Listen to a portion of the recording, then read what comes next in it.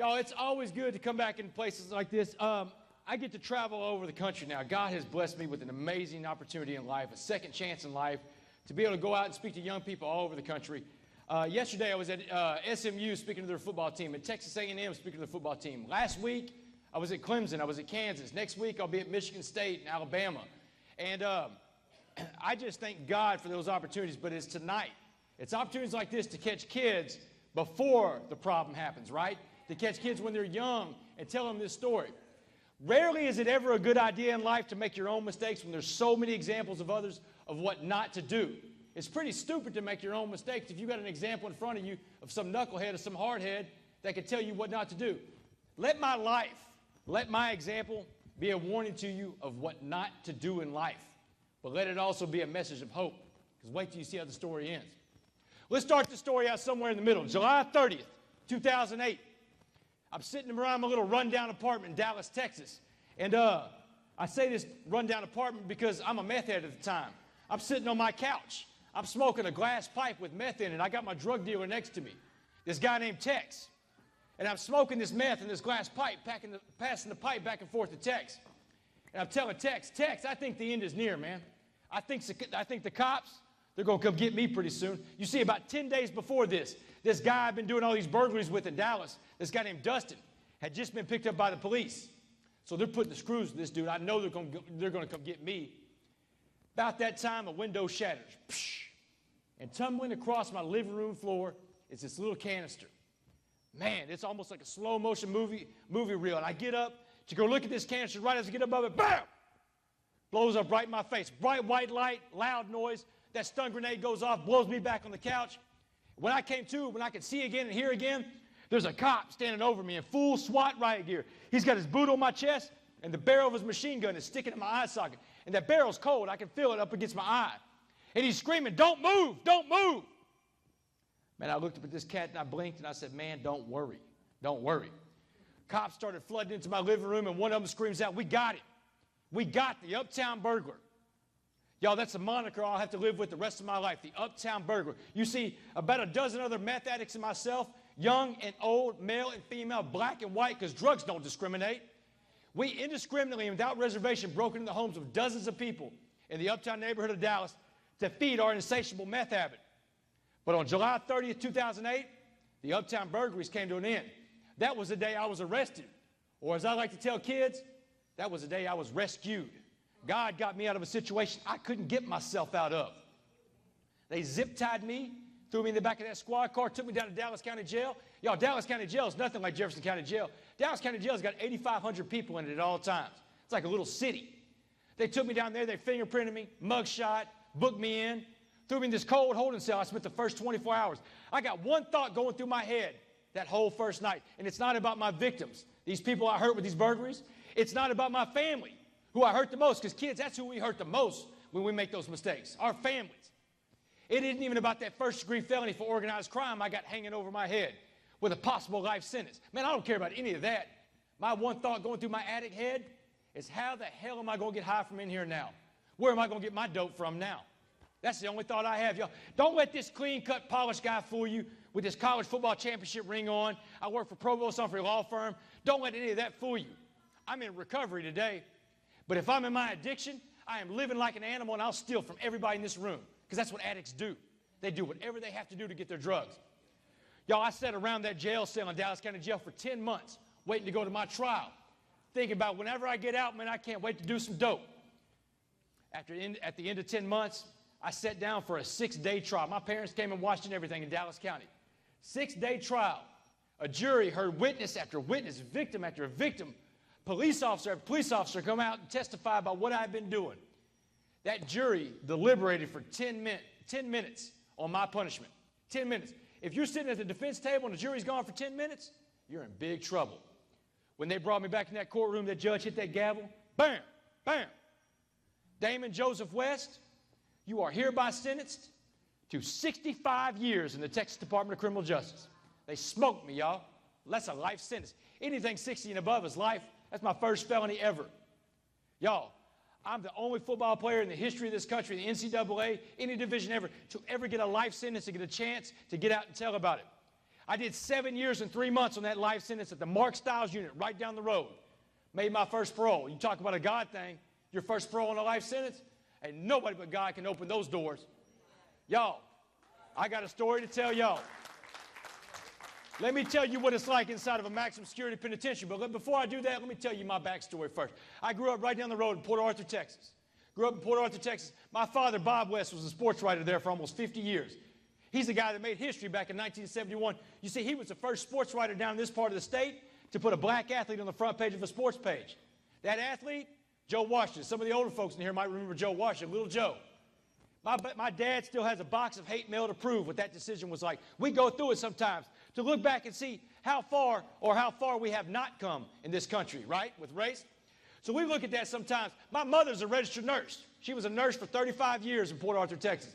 When a lot of white families were moving out of Port Arthur in the 70s and 80s, my parents dug their heels in and stayed. They wanted their kids to go to integrated schools. They wanted their kids to grow up in a melting pot of a city, and we did.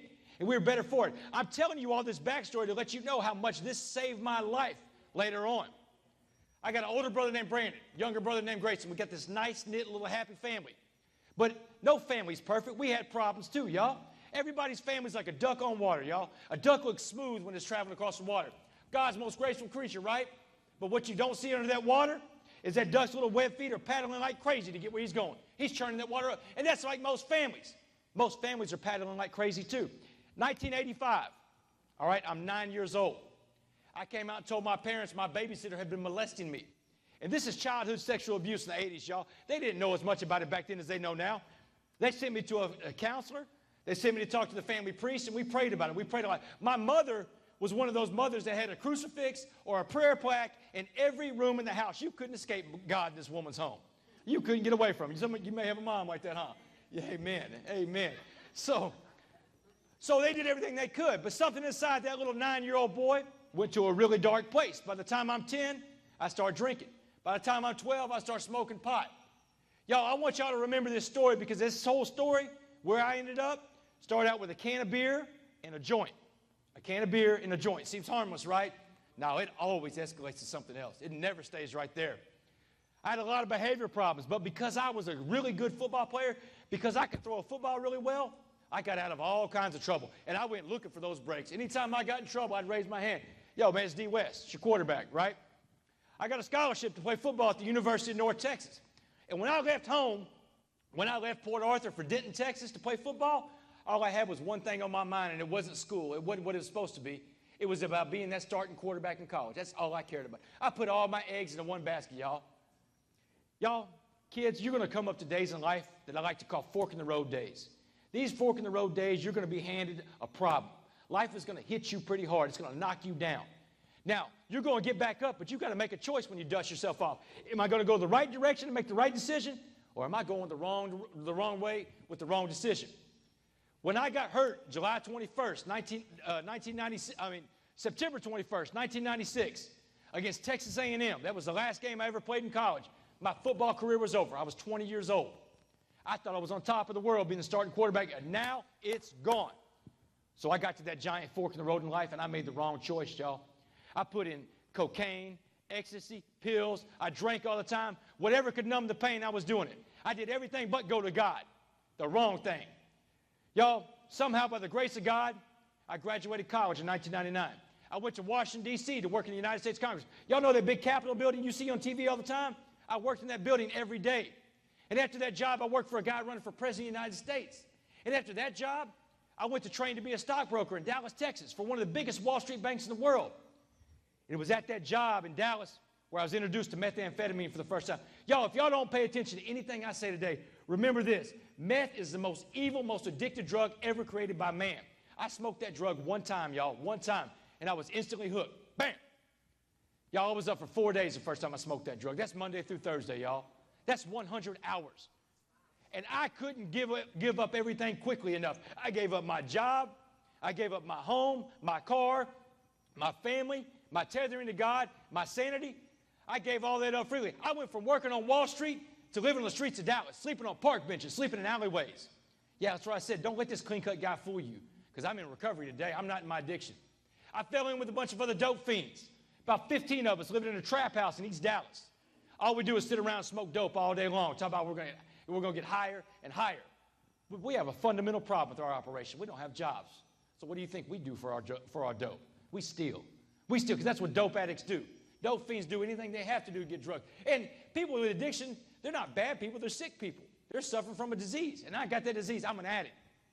So, y'all, we start breaking into storage units, breaking into cars, and eventually we escalate to home burglaries. Let me tell you something. Whenever you break into someone's home, whenever you commit you know what? No.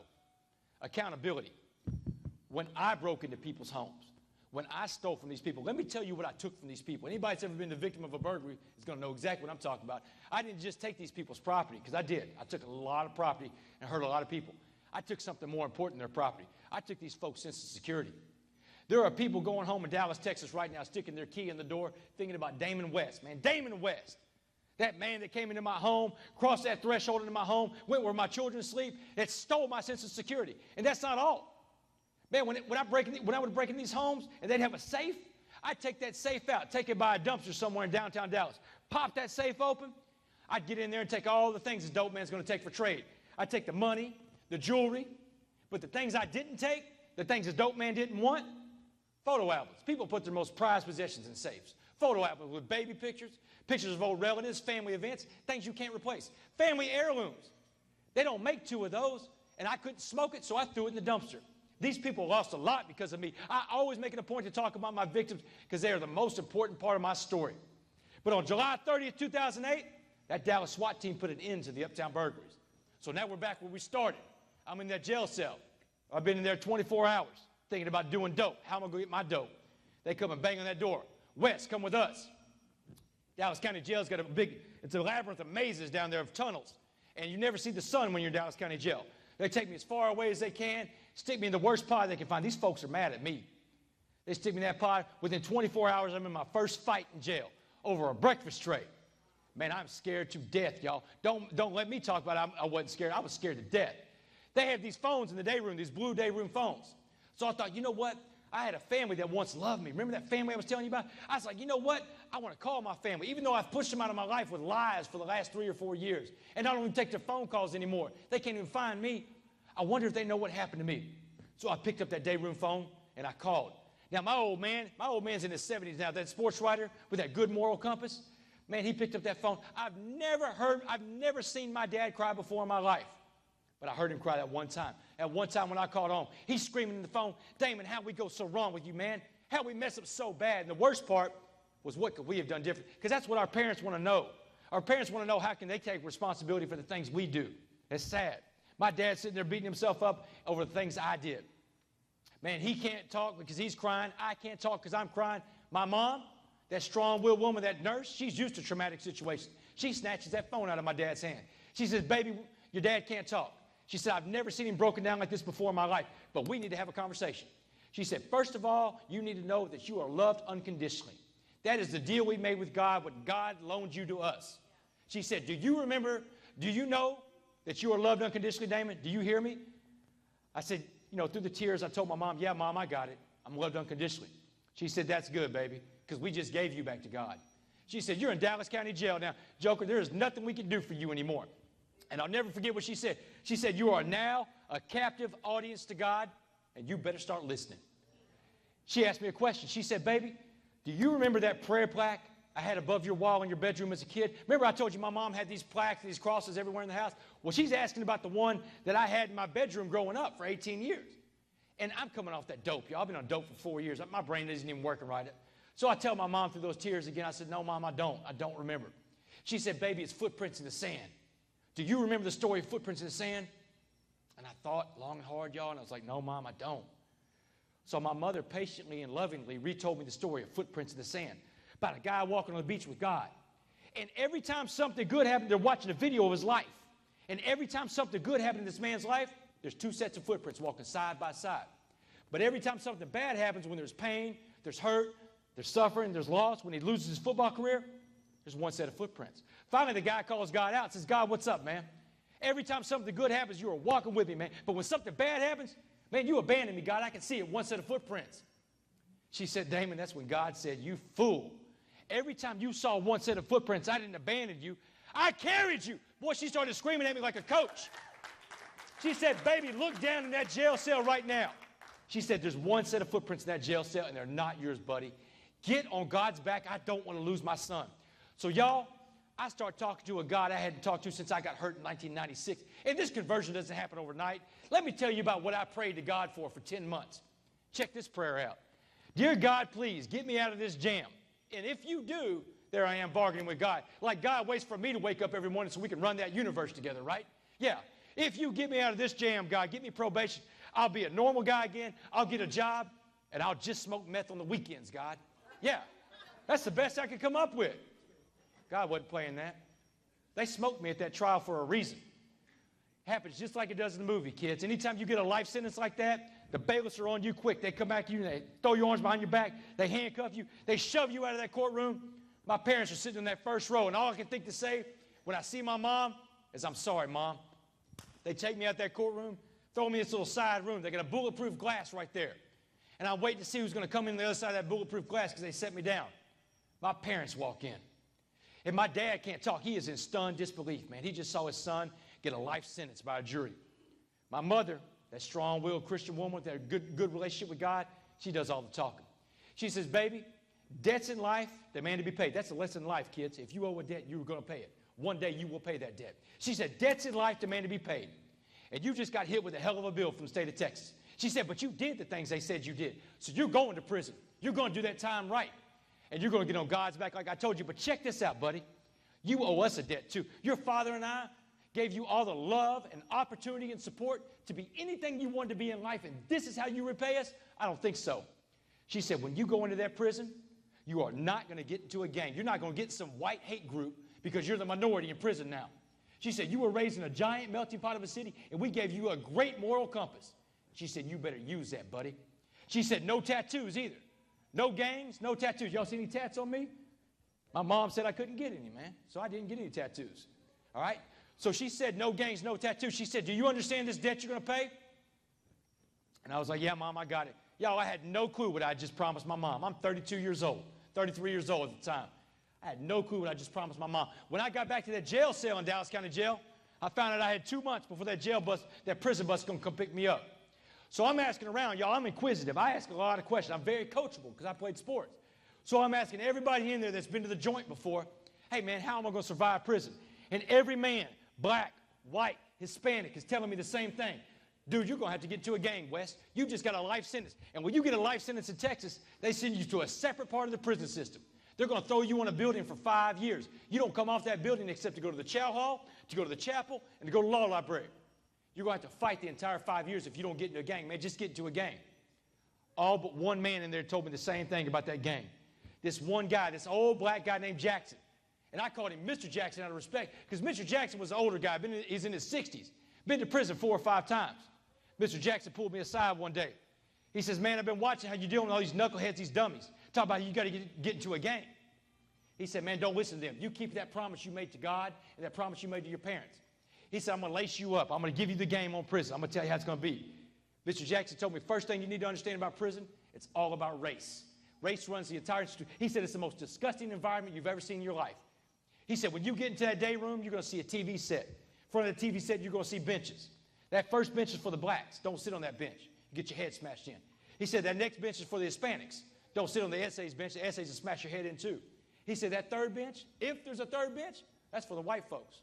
He said, if there's no third bench, y'all sit on the floor. That's the way prison works. He's telling me this so I won't get to a wreck over race.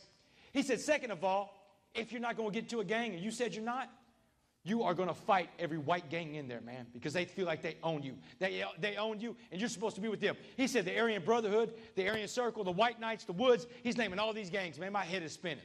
He said you're going to fight them all. And if you survive that without getting to a gang, then you're going to fight all the black gangs because they're going to send them after you. The Crips, the Bloods, the Gangster Disciples, the Mandingo Warriors, they're all coming for you because you were supposed to get with your race. He said, but Wes, let me tell you something about prison fight. He said, you don't have to win all your fights in prison, but you do have to fight all your fights. That's a lesson in life, y'all. You don't have to win all your fights in life. Nobody is that good to win all your fights anyway. Nobody is perfect. You are going to lose. How do you handle those defeats? Then he gave me an analogy, y'all, and I tell kids this all over the country. He said, Wes, imagine prison's like a pot of boiling water. And inside that pot of boiling water, anything we put in that atmosphere is going to be changed. That atmosphere is hot. The pressure is high. He said, I'm going to put 3 things in that pot of boiling water we call prison: a carrot, an egg, and a coffee bean. He said, first things first. He said, let's put that carrot in that pot of boiling water. What happens when you boil a carrot, y'all? That turns soft. That's right. He said that carrot went into prison hard, came out soft. Prison made that carrot soft. That carrot got beat, he got robbed, and he got raped. He may have gotten killed in prison. You don't want to be the carrot. He said, well, let's take that egg. What happens when you boil an egg, y'all? Turns hard. That's right. He said that egg had that hard outer shell, that soft liquid inside. But prison changed that egg. That atmosphere changed that egg. Turned him hard on the inside. Now he's incapable of giving or receiving love. He said that egg can stay in prison the rest of his life because he's going back the rest of his life. He's institutionalized. He said, but West, if I take a coffee bean, the smallest of these 3 things, that coffee bean, and I put a coffee bean in a pot of boiling water, what happens when you put a coffee bean in boiling water, y'all? Somebody said it turns to coffee. That's right. It turns to coffee. He said that coffee bean, the smallest of these 3 things, had the power to change that water, change the entire atmosphere in that pot. It's the only thing that changed the atmosphere. The atmosphere changed everything else. He said if you're going to survive prison, you're going to have to be like that coffee bean. He said everybody in life puts out energy. He said if you're negative, you walk around with a scowl on your face all the time, guess what kind of person you're going to attract? The same kind of negative person. He said, but if you're positive, you walk around, let those dudes know they're not getting to you with a smile on your face. He said, you will attract other positive people. You will attract other coffee beans. He said, Wes, he said, in life, you are going to either effect everybody around you or you're going to infect everybody around you. Your energy is going to do that. He said, so Wes, go out there and go be that coffee bean. Be like that coffee bean and change that prison. And the other coffee beans are going to find you. So y'all, with that, I was off. Jackson gave me one last piece of advice before I got on that bus. He said, man, when you get to your unit of assignment, he said, you walk in that first pod, he said, put your bags down, put your back up against the wall. You're on the life sentence building now. He said, wait for it to happen. The first guy comes up to you, first little white dude comes up to you, don't worry about him. He's not coming to hurt you. He's coming to get information. But that second guy, man, when he gets within range, he said, put your fist in his mouth. He's coming to hurt you. So y'all, I went to prison, riding on those white buses. They call them bluebirds. Just a cage on wheels, y'all. You're chained up to another man. He needs to go to the bathroom. You got to go to the bathroom. That's the way it works. You get off that bus, they unhandcuff you, they strip you, they body cavity search you, they yell at you, they spit on you, they shave your head, they run these tests on you, they poke you, they prod you, they get your DNA, and after that, they send you to your unit of assignment. My unit of assignment was the Mark Stiles unit right down the road. I pass by that place every single day now. Y'all, when I got to the Mark Stiles unit, I was scared to death. Don't let me talk any kind of noise in here. I was scared to death, y'all. But I did what Jackson said. When I walked in that pod, G-Pod 2 section, looking for 45 cell. That was my cell. I walked in that pod. I put my mattress down and my bags of commissary down, put them back up against the wall and waited. Within 10 minutes, here he come. Little white dude, got no teeth in his head, coming up with a bunch of swastikas all over it. Yo, white boy, what's up, man? What family you riding with? They call gangs families in prison. A gang isn't a family. Gang's the furthest thing from a family. A family puts money on your books. A family takes your phone calls. A family writes you on your birthday and the holidays. I've never seen a guy in a prison that was in a gang ever hear from another gang member that left the joint. Never hear from him again. That's not a family. I've never seen a guy on the street in a gang that ever had any kind of love from a gang member that a family can give you. And this little cat right here is asking what family I'm riding with. Hell, I got a family. I told that dude, man, get away from me, little man. I'm riding with God. He laughed at me. He said, God isn't even in here, man. But we are, and we're coming to get you, white boy. He takes off. Doesn't take 10 more minutes, and here he comes. Just like Jackson said, this big old corn-fed white boy. I mean, this dude is big, man. This dude is big. He's bald-headed, skin-headed dude, got swastikas all over his neck, lightning bolts up his arm. Remember what Jackson said, right? Gets within range, put your fist in his mouth. Man, he got within range. I gave him everything I had. This dude dropped me in 20 seconds, y'all. Dropped me. Yeah, don't let me come up trying to tell you like some story like Rocky, some little white guy goes into prison and beats everybody up. That's in the movies, y'all. Yeah. Remember what Jackson said? You don't have to win all your fights, but you got to fight all your fights. Y'all, I got in probably 3 dozen fights in prison, and I lost 75% of them. But I won by showing up. I won by showing up. I fought that dude that day that first fight was over, and I fought, and I fought. Eventually, I got through the white gangs. Now I'm on the Crips, the Bloods, Gangster Disciples, Mandingo Warriors. I'm fighting all these guys. It's not even one-on-one all the time. About 6 weeks of this, y'all. And every time, man, I'm scared to death, y'all. Every time they roll those cell doors and someone says, West, I want to look at you in the shower. Man, I dread those words. There's nothing gay about that. When someone says they want to look at you in the shower, that means you're going to box in the shower. Shower, you can box in the shower all you want. There's no cameras back there. There's no guards. And blood cleans up well out of those showers. I get tired of that, y'all. I decided one Monday morning, you know what? I'm going to do something different. Because I decided to take the limits off myself. There is nobody in life that can put limits on you but you. That person staring back at you in the mirror every morning, that's the only person that can put limits on you. If you let someone else put limits on you, that's on you. And that's what I told myself that morning. I looked in the mirror that day, and I said the most powerful sentence in the English language. It's 10 words and 20 letters. If it is to be, it is up to me. If it is to be, it is up to me. 10 words, so powerful. God gave you free will. So I was going to go exercise that free will that Monday morning on that rec yard. Remember me telling you how prison is all about race and segregated? You want to talk about a segregated place? The rec yard on the life sentence building? Whew. Man, look, check this out. You go to that rec yard, look across the way, they got a sand volleyball court. That sand volleyball court's for the whites and the essays only. No blacks on the sand volleyball court. They got a handball court over here. Now, you can play with multiple races over there, but if you want to play doubles, you got to partner up with somebody the same race. Same on the weight stack. You want someone to spot you, better look like you. But I'm not looking at any of those sports that day. I'm looking at that basketball court. I'm looking to earn some respect. Who do y'all think runs the basketball court in Life Sentence building? The brothers. That's right, and they run it. They run it, boy. But check this out. I've been the only white guy on a basketball court before. I grew up in Port Arthur, Texas. Man, I've been across on the west side playing across the tracks. I know how to be the only white guy, and I'm a good athlete. I'm picking off some of these dudes in my head. I'm thinking, man, I'm better than that chump, and that chump. But I can't get on this court because no white people are allowed in that basketball court in that Life Sentence building. But they got a flaw in their system, too. Most people do. Check this out. I've been watching these cats for a couple of weeks. Every time their game is over, they're going to shoot for teams. Y'all know what shoot for teams is, right? First two guys to make shots get to be team captains. So I see this is a lopsided game. I get on the side of the court. I know the game's going to end. And everybody's looking like, what is this crazy white boy doing out here, man? I'm not even supposed to be on that court. That ball goes through that hoop for that last point, and I'm standing right by that net. I go and fall on that ball like a fumble drill in football. Man, when I got up, that entire basketball court circled up around me, boy, and they are mad. They're screaming at me, man. Give us that ball, white boy. The hell you think you're doing, white boy? You don't even belong out here. Give us that ball. We're going to hurt you. Man, the toughest voice I could find, I said, man, you'll have to hurt me because I'm shooting for teams today. What? Man, these guys were incredulous, man. They're screaming at me. We're going to kill you, white boy. They're spitting on me. Biggest dude out there, man. This guy named Jay Blood. Big old Blood from Houston. Jay Blood walks up and says, you know what, white boy? Get on the line and shoot that shot. I hope you make it. So y'all, I'm standing at the free throw line with this basketball going, man. Yeah, real talk. Woo! This ball feels like a medicine ball at this point. I'm like, man, Damon, what in the hell have you got yourself into, man? Have you lost your mind? This may be the dumbest thing you've ever done, Damon. But y'all, I'm desperate at this point. I'm tired of fighting, y'all. I'm tired of it. So I'm going to earn some respect. I got two choices, y'all. If I miss this shot, they're going to kill me. Because I didn't just disrespect the basketball court that day. I disrespected the entire race. That's going to spread like wildfire. I won't be able to move around that joint. But if I make it, they're going to hurt me. They're going to honor that. They're going to let me play. But they're going to hurt me because I don't belong out there. So I sink my shot. Jay Blood sinks his shot. He picks his team. He picks his 4 guys. I pick my 4 guys. We get a 5-on-5 game, right? Wrong. It's 9-on-1. Man, my own teammates don't want me out there. And this is basketball in the Life Sentence building. There's no guards. There's no referees. There's no fouls. A foul? Man, you can punch, you can kick, you can scratch, you can bite, pull hair, whatever you want to do. That's just basketball out there in the Life Sentence building. Yeah. Man, we go out there that first day, I come out with a black eye and a busted lip. Man, I haven't even touched the ball, man. I come back on Tuesday morning, I look in that mirror again, and a mirror in prison isn't a mirror, it's a dingy piece of steel that you can kind of see a reflection in. Anybody that's ever been to prison knows what I'm talking about. There's no mirrors in prison. But I look in that little piece of mirror that'll show my reflection, show the man looking back. And I said, if it is to be, it's up to me. I go back out there that Tuesday morning, and these dudes are laughing at me hard. A lot of people laughed at me when I first got to prison. Hey, white boy, we thought you had enough yesterday, man.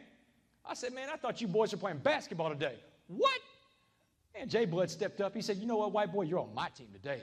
And, man, they gave it to me worse than they did the day before. And I gave it back every time I could because that's the whole point of this exercise, to earn some respect. Wednesday, Thursday, Friday, I'm back out on that court. And Saturday, man, Saturday is when it happens.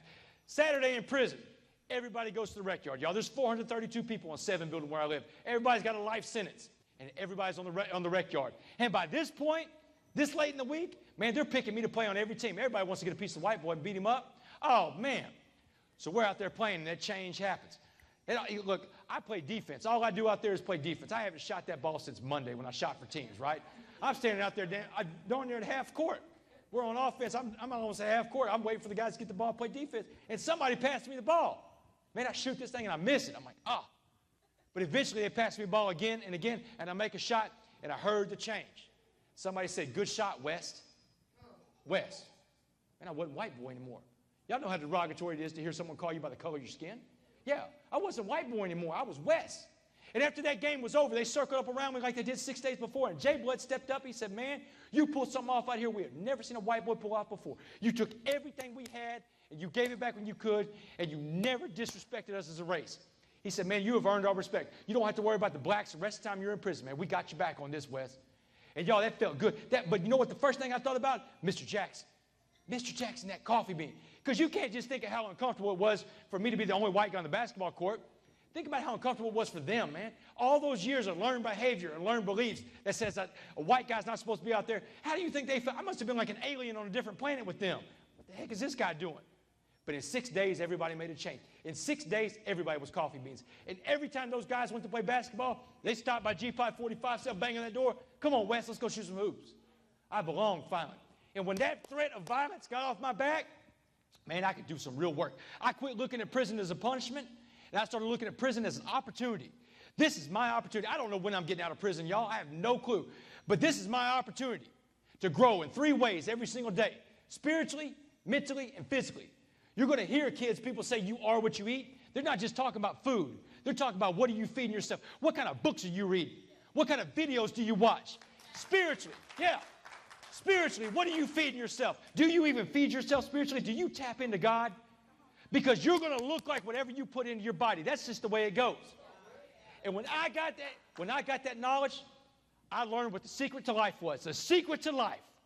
Let me just tell it to you. People sell books. You don't need Anthony Robbins to go sit in a seminar and tell you what the secret to life is.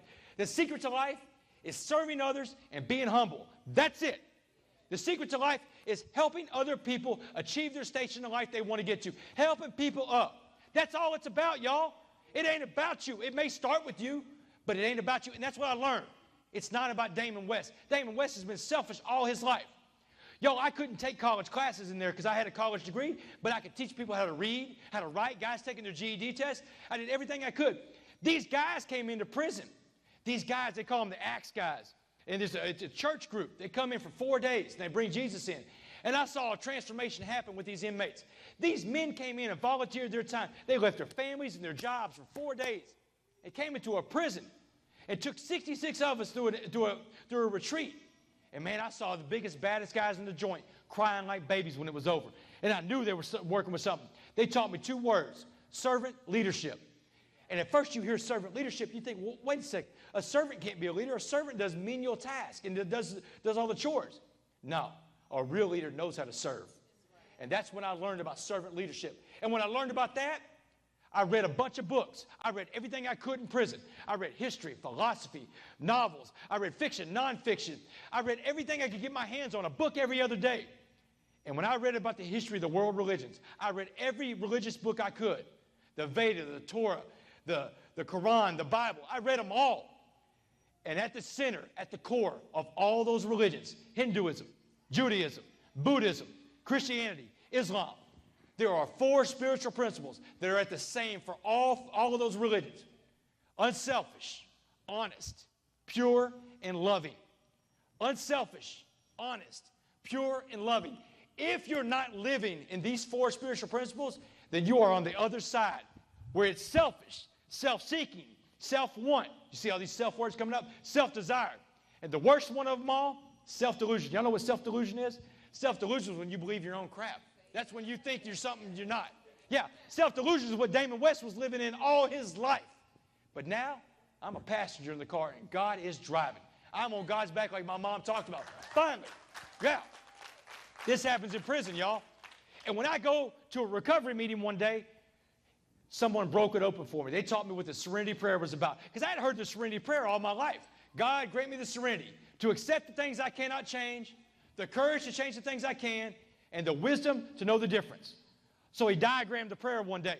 He drew a line on the chalkboard from one side to the other. And he said, God, grant me the serenity to accept the things I cannot change. He said, Damon, Everything on that line is God's line. But don't think about it like a chalkboard. Think about it from horizon to horizon. That's how big God's line is. Everything on that line you cannot change because you can't touch. Stay off of God's line. He said, the courage to change the things I can. He took his fingers an inch apart and went and erased an inch out of that line. He said, that's your line right there. That's what God gives you to work on every single day. He said, let me save you the suspense. There's 4 things inside that line that you control in life. Everything else out of your control. The 4 things you control in life: what you think, what you say, what you feel, and most importantly, because everybody's going to see this, what you do. That's all you control in life, y'all. That's it. What you think, say, feel, and do. That's all you get to work on in life. So work on it hard, because the last line of the prayer is the wisdom to know the difference between that and that. And y'all, once I had that knowledge and I started living my life right, I came up with a better prayer. Today, I still say the same prayer that I learned in recovery in prison. I pray for 2 things every morning. Every morning, just 2 things. God, put in front of me what you need me to do for you today, and let me recognize it when I see it. That's all I pray for, y'all. That's it. That's all I need. And everything else is taken care of. They rolled those doors for parole, November 16th, 2015. And I'm here to tell y'all, it is a whole different life now. And remember this, no matter what you've done in your past, you don't live in your past. There is a reason why your windshield is bigger than your rearview mirror. You need more space to look forward. The past, man, that's my lesson. The present, this is my gift to y'all, so you don't ever have to do that. The future, y'all are the future. Y'all are my motivation. I got a call to action for everybody in this room. Everybody in this room, young and old. You go home and you tell one person Mr. Jackson's story about that coffee bean. You tell them that, but in your story, your pot of water is not prison. That's my story. You don't have to go to prison because I gave you that story. Your pot of water is life.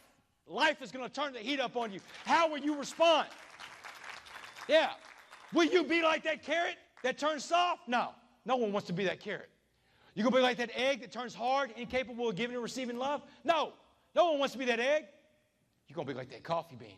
You tell them about that coffee bean that went in there and changed the entire environment around it. That had to change the name from water to coffee because that coffee bean says, you know what, turn the heat up. My challenge to everybody in here, go out there and go be a coffee bean. Y'all, thanks a lot, man. Thanks for letting me talk to y'all. Thank you so much. Thank you.